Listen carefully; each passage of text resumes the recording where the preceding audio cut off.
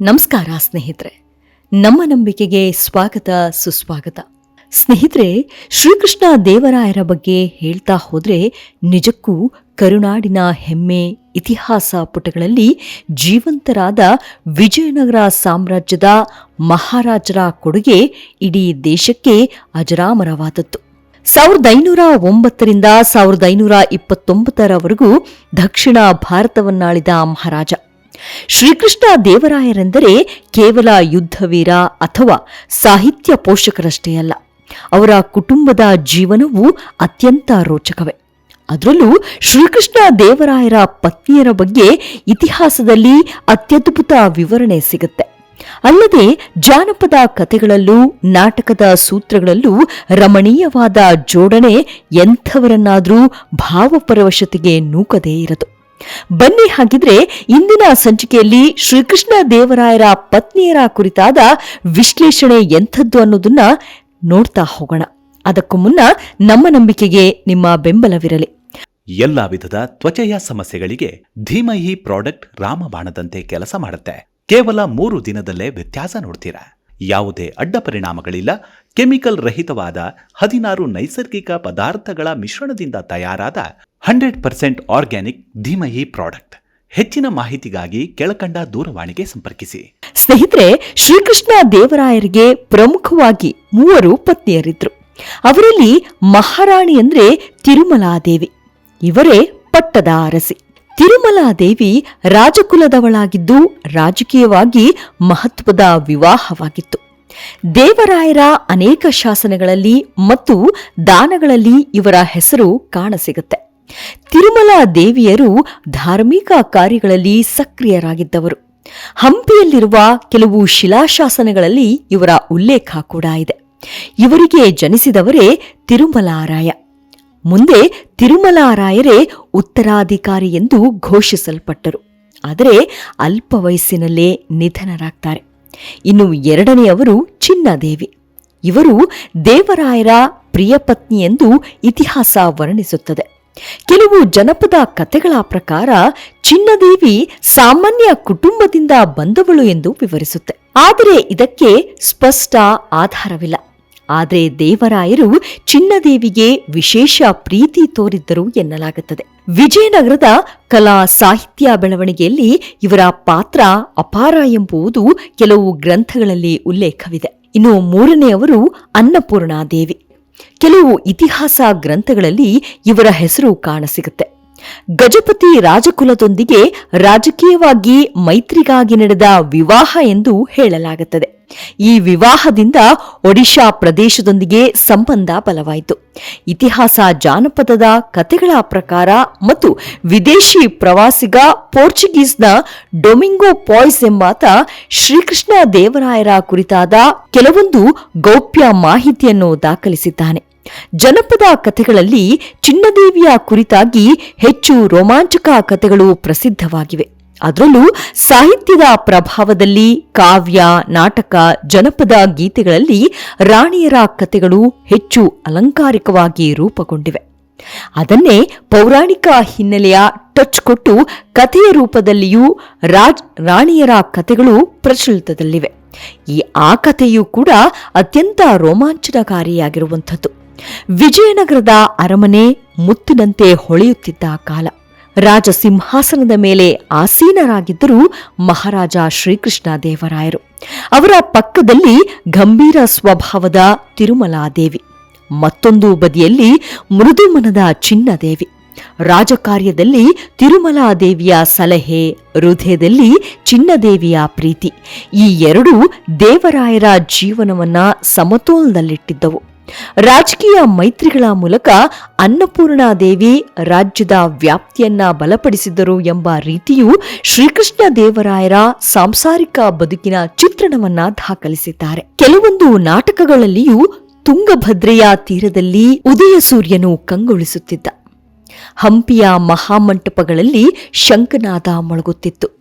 ವಿಜಯನಗರ ಸಾಮ್ರಾಜ್ಯದ ಸಿಂಹಾಸನದ ಮೇಲೆ ಕುಳಿತಿದ್ದವರು ರಾಜಾದಿರಾಜ ಶ್ರೀಕೃಷ್ಣ ದೇವರಾಯರು.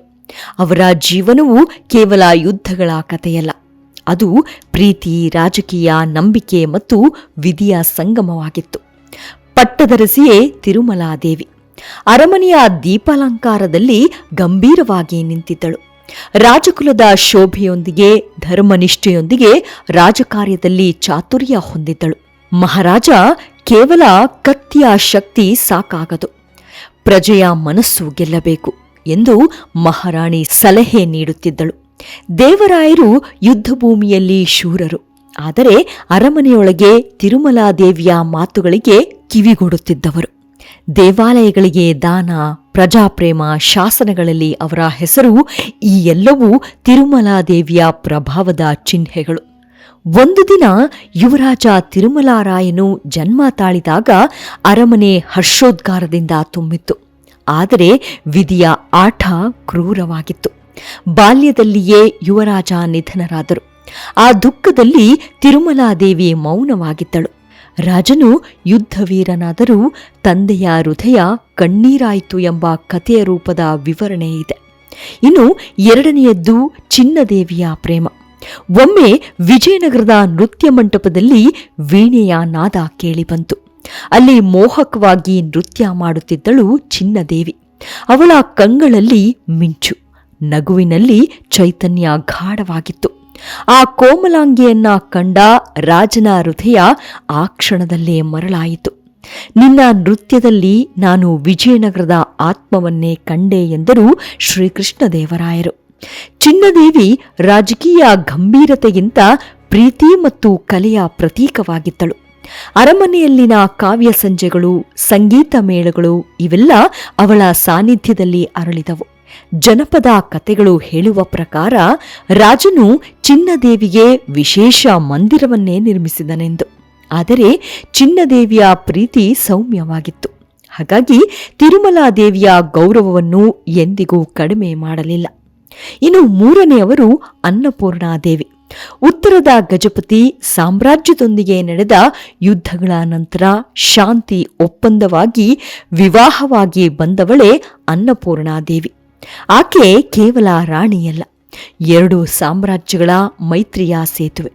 ಅವರ ಆಗಮನದಿಂದ ವಿಜಯನಗರದ ರಾಜಕೀಯ ಬಲಿಷ್ಠವಾಯಿತು. ಎಲ್ಲ ವಿಧದ ತ್ವಚೆಯ ಸಮಸ್ಯೆಗಳಿಗೆ ಧೀಮಹಿ ಪ್ರಾಡಕ್ಟ್ ರಾಮಬಾಣದಂತೆ ಕೆಲಸ ಮಾಡುತ್ತೆ. ಕೇವಲ 3 ದಿನದಲ್ಲೇ ವ್ಯತ್ಯಾಸ ನೋಡ್ತೀರಾ. ಯಾವುದೇ ಅಡ್ಡ ಪರಿಣಾಮಗಳಿಲ್ಲ. ಕೆಮಿಕಲ್ ರಹಿತವಾದ 16 ನೈಸರ್ಗಿಕ ಪದಾರ್ಥಗಳ ಮಿಶ್ರಣದಿಂದ ತಯಾರಾದ 100% ಆರ್ಗ್ಯಾನಿಕ್ ಧೀಮಹಿ ಪ್ರಾಡಕ್ಟ್. ಹೆಚ್ಚಿನ ಮಾಹಿತಿಗಾಗಿ ಕೆಳಕಂಡ ದೂರವಾಣಿಗೆ ಸಂಪರ್ಕಿಸಿ. ಶ್ರೀಕೃಷ್ಣ ದೇವರಾಯರು ಅನ್ನಪೂರ್ಣಿಯನ್ನ ಗೌರವದಿಂದ ಸ್ವೀಕರಿಸಿದರು. ಯಾಕೆಂದ್ರೆ ರಾಣಿಯ ಮಾತು ಅಷ್ಟೊಂದು ಬಲಿಷ್ಠವಾಗಿತ್ತು. ಶ್ರೀಕೃಷ್ಣ ದೇವರಾಯರನ್ನ ಕಂಡೊಡನೆ ಆಕೆ ಹೇಳಿದ ಮಾತೆಂದ್ರೆ, ರಾಜ್ಯಕ್ಕಾಗಿ ನನ್ನ ಜೀವನವೇ ಸಮರ್ಪಣೆ ಎಂದು. ಅವರ ಮೌನದಲ್ಲಿ ರಾಜಕೀಯ ಜ್ಞಾನ ಅಡಗಿತ್ತು. ಇಲ್ಲಿಯೂ ಶ್ರೀಕೃಷ್ಣ ದೇವರಾಯರ ಹೃದಯದ ದ್ವಂದ್ವ ಕಾಣಬಹುದು. ಅದೇನೆಂದ್ರೆ, ಒಂದು ರಾತ್ರಿ ದೇವರಾಯರು ಅರಮನೆಯ ಮಂಟಪದಲ್ಲಿ ನಿಂತಿದ್ದರು. ಒಂದು ಕಡೆ ಧರ್ಮ ಮತ್ತು ರಾಜಕೀಯದ ಪ್ರತೀಕ ತಿರುಮಲಾದೇವಿ, ಇನ್ನೊಂದು ಕಡೆ ಪ್ರೀತಿಯ ರೂಪ ಚಿನ್ನದೇವಿ, ಮತ್ತೊಂದು ಕಡೆ ರಾಜಕೀಯ ಮೈತ್ರಿಯ ಸಂಕೇತ ಅನ್ನಪೂರ್ಣಾದೇವಿ. ರಾಜನು ಅರಿತುಕೊಂಡ, ಮಹಾರಾಜನ ಜೀವನವು ಕೇವಲ ವೈಯಕ್ತಿಕ ಸಂತೋಷವಲ್ಲ, ಅದು ಸಾಮ್ರಾಜ್ಯದ ಹೊಣೆ. ಹೀಗೆ ಕಾಲಚಕ್ರ ಮುಂದುವರೆದಿತ್ತು. ಶ್ರೀಕೃಷ್ಣ ದೇವರಾಯರು ಆಂಧ್ರಭೋಜ ಎಂದು ಪ್ರಸಿದ್ಧರಾದರು. ಅವರ ಸಾಹಿತ್ಯ ಕೃತಿಯಾದ ಆಮಕ್ಕ ಮಾಲ್ಯ ಜನಮನ ಗೆದ್ದಿತು. ಆದರೆ ವಿಜಯನಗರದ ಅರಮನೆಯ ಗೋಡೆಗಳು ಇಂದಿಗೂ ಪಿಸುಗುಡುತ್ತಿವೆ. 3 ರಾಣಿಯರ ಕಥೆಗಳ ಸಾರವನ್ನು ತಿರುಮಲಾದೇವಿಯ ಧರ್ಮ, ಚಿನ್ನದೇವಿಯ ಪ್ರೀತಿ, ಅನ್ನಪೂರ್ಣಾದೇವಿಯ ರಾಜಕೀಯ ಜ್ಞಾನ ಇವೆಲ್ಲ ಸೇರಿ ರೂಪುಗೊಂಡಿದ್ದು ವಿಜಯನಗರದ ಸುವರ್ಣಯುಗ. ಇನ್ನು ದಾಖಲೆಗಳಲ್ಲಿ ರಾಣಿಯರ ಅಸ್ತಿತ್ವದ ಕುರುಹು ಕಾಣಸಿಗುತ್ತೆ. ಶಿಲಾಶಾಸನಗಳಲ್ಲಿ ಅತ್ಯಂತ ವಿಶ್ವಾಸವಾಗಿರುವಂತಹ ಮೂಲ ದಾನ, ಗ್ರಾಮ ಪ್ರಧಾನ, ಉತ್ಸವ, ದೇವಾಲಯ ನಿರ್ಮಾಣದ ದಾಖಲೆಗಳಲ್ಲಿ ರಾಣಿಯರ ಹೆಸರುಗಳು ದೊರಕುತ್ತವೆ. ಎರಡನೆಯದ್ದು ವಿದೇಶಿ ಪ್ರವಾಸಿಗರ ಪುಸ್ತಕಗಳಲ್ಲೂ ವಿಜಯನಗರದ ವೈಭವದ ವರ್ಣನೆ ಇದೆ. ರಾಜನ ಕುಟುಂಬ ಮತ್ತು ಉತ್ತರಾಧಿಕಾರದ ಬಗ್ಗೆ ಕೆಲವು ಉಲ್ಲೇಖಗಳಿವೆ. ಇನ್ನು ಮೂರನೆಯದ್ದು ಜನಪದ ಮತ್ತು ಸಾಹಿತ್ಯ ಕಥೆಗಳು ಕಾಲಕ್ರಮೇಣ ಅಲಂಕಾರಿಕ ರೂಪ ಪಡೆದಿವೆ. ಅಂತೂ ಶ್ರೀಕೃಷ್ಣ ದೇವರಾಯರೆಂದರೆ ಅದು ಈ ದೇಶದ ಆಸ್ತಿ, ಈ ಮಣ್ಣಿಗೆ ಸಿಕ್ಕ ಮಾಣಿಕ್ಯವಿದ್ದಂತೆ. ಇವಿಷ್ಟು ಶ್ರೀಕೃಷ್ಣ ದೇವರಾಯರ ರಾಣಿಯರ ಕುರಿತಾದ ಸಣ್ಣದಾದ ಮಾಹಿತಿ. ಮುಂದಿನ ಸಂಚಿಕೆಯಲ್ಲಿ ಸಿಗೋಣ. ಅಲ್ಲಿಯವರೆಗೂ ನಿಮ್ಮ ಆರೋಗ್ಯದ ಕಡೆ ಗಮನವಿರಲಿ. Take care. ನಮಸ್ಕಾರ.